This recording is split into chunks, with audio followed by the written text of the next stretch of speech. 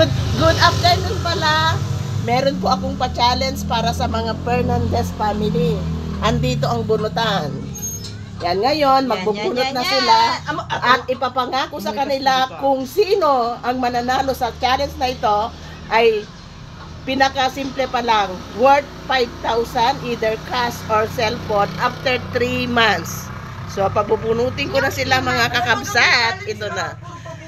Ang challenge po nila ay, wait lang. Nakikita nyo po?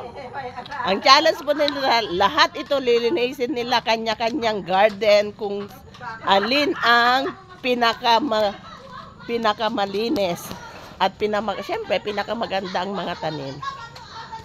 Yan. So, every row po sila, yung first doon, first row, second row, third row, fourth row, hanggang fifth row. Yan.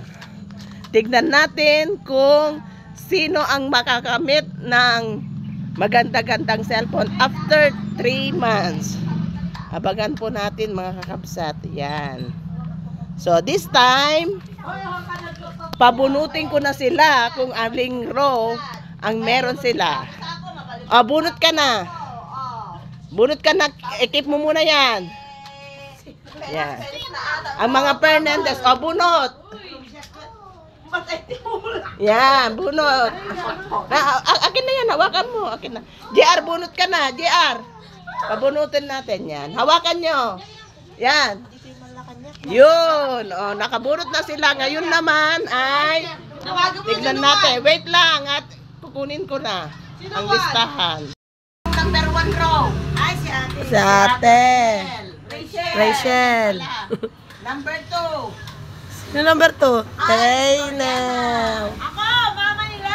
Third row. Third row. Ako. Sige, JR.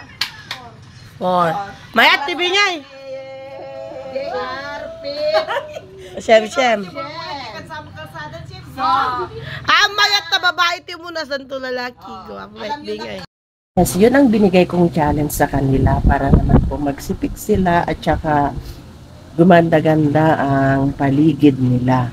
Sana nga lang, wish ko lang ay may makakakuha o makamit ng papremyo natin. Pero after 3 months pa iyon dahil syempre magtatanim pa sila, maglilinis, magbubunod, tsaka naman masanay ang aking mga pamangkin na magtrabaho, gumawa.